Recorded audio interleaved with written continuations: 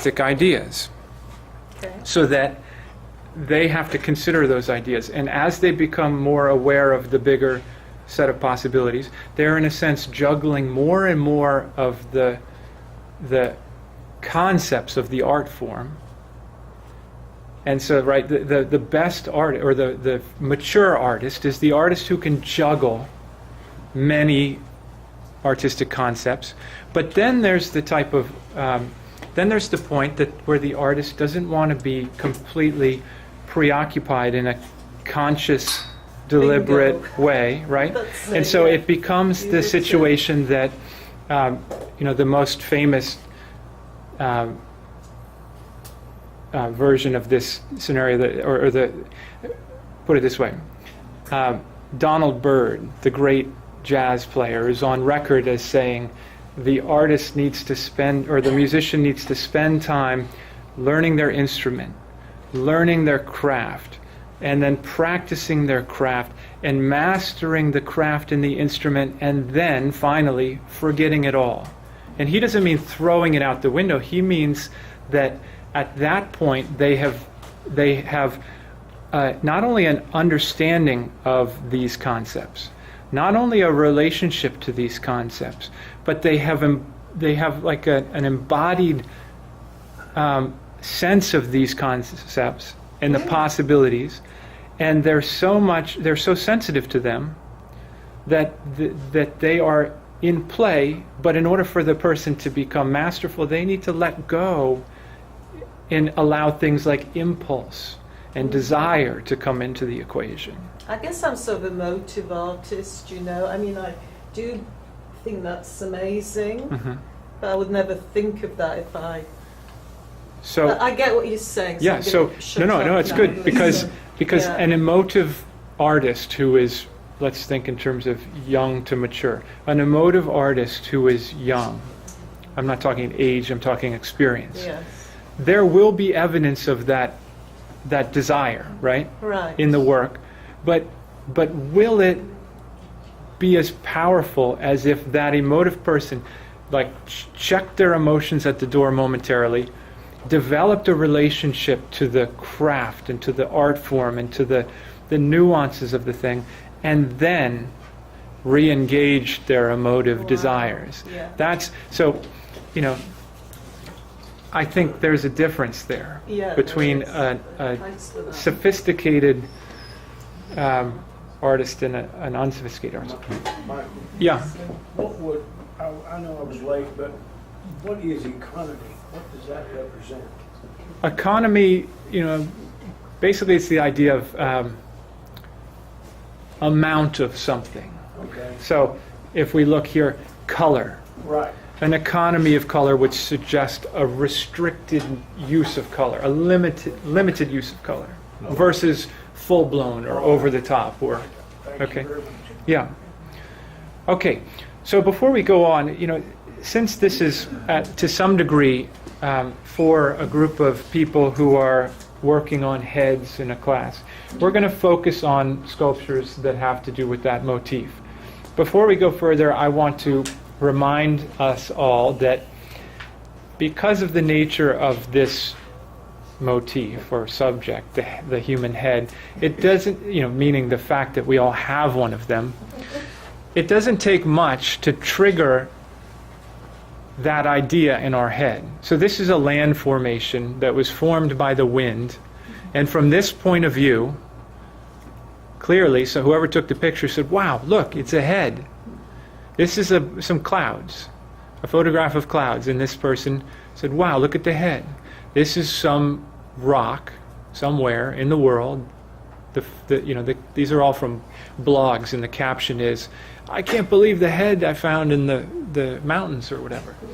This is an homage to my home state, New Hampshire. That's the old man in the mountain right there, who is no longer, which is one of the most fun things that's happened in my lifetime, that the old man on the mountain fell off the cliff. I love the fact. Everyone else from New Hampshire is so upset about it, and I think it's great. Because it just, I don't know, I love it because it's and so it goes. That's nature. This is the way life is. So, anyways, the point is that we recognize the head with very little of that Houdon Portrait of Voltaire kind of stuff, right? We don't need eyelashes and pupils and wrinkles of skin, and we don't need Ron Muick's, sweat secretions on the surface in order to think of the human form. So now what I'd like to do, after putting forward my general ideas, I want to just kind of wander through a number of sculptures and a number of artists and just try and identify the active ingredients and the inactive ingredients as a means to understand better what's going on in each of these sculptures, and maybe what was I going to say? Understand what's going on in each of them. And also, yes, what I want you to realize is that even this broad group of works of art that I've put together, broad in terms of variety of abstraction, it still represents a very narrow range of what is possible, even within the framework of the motif of a sculpture of a head. So one thing one has to do is to try and imagine additional possibilities, additional ensembles of artistic concerns in relationship to the motif of the head. So back to Matisse here, right? And let's think about what these Jeannette heads are. I'd like you all to get involved with maybe describing in your own words the active ingredients or the inactive ingredients or the decisions that have been made. This is really first. Well, so the presentation, yeah, there's a rhythm to that, and there's something about this presentation that is enticing in that we see an evolution of sorts. Yeah. Right? So it's I mean, there's two types of evolutions. There's one through the head, and then there's this through the presentation of the base or the context for the head, whatever. Density, less dense, maybe lighter, not as heavy. The final piece is less dense. Yeah. So whether you agree with that or not, just the fact that we need to think about the weight that is presented by a sculpture, the visual sense of weight. It's not, David's not talking about, he's not imagining if these things were put on scales. He's thinking about a visual weight. These are visual art forms. They're sort of ugly. Increasingly ugly, Yeah, you think? I think so, yes. I mean, just to put it really, I find them quite ugly, yeah. Yeah, so the scale of certain features or forms, in all of them, the scale of different features and forms are active ingredients, right? So the size of this nose in relationship to the size of the rest of the parts is clearly an active ingredient. I mean, you could say the same about any of the forms. The size of this form, let alone the nature of this form, or the degree to which this form is isolated or separate or severed from its neighbors. Whereas with this head, there is a greater sense of integration of forms, where the surface is more continuous. Whereas as we move down the line, we get more of a disintegration of forms. Still, they work together, and they fit together in a specific way, but perhaps they're more isolated from each other at the same time. I don't know. I like your word disintegration, but for me, it looks like there comes a progressive deconstruction of the actual face, and he's been looking at it so much, and he looks at certain areas in these forms, and then he starts to see the nose or the forehead in such different ways, and that it all becomes one piece.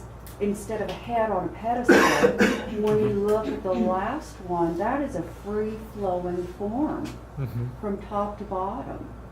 Yeah, so there's clearly an interest in this movement here. Where's the The straightness through here that kind of it almost culminates in the fullness or ballooning of that forehead, as if it's pushing that out. But then through here, there's this arc, right? Excuse me? I'm sorry, like a rising direction. I can feel like it's almost as if it became spirit, or it became Well, you know, look at her hand gestures, right? There is a swelling in these forms that's more akin to balloons than, well, some of them. Other forms are cut through, and there's a more severe planar sense to the thing, which if you tried to do that through a balloon, it pop goes the balloon. But some of these forms, there's a fullness and a tautness to the forms that it does have a sense of, that it does add to a sense of levity, perhaps, if you interpret it that way. Michael, where's the beginning of these? This is number one. That's number one. So this is number one in the top. This is so you can get up close and personal with the two ends. So that's Jeanette 1, 2, 3, 4, 5. Jeanette 1, 2, 3, 4, 5. What In you the call big it doing? forehead, I'm seeing as the next step in that knot of hair on top of the forehead. Yeah. I can definitely see that. Yeah, so it's like he's let go of the Yeah. distinction here and just opted for the character of this. Well, I don't know, there's something of that there too, but it's almost like a combination of those two forms. I'm a Divo. You know, to me it seems a bit more That's more soft, primitive.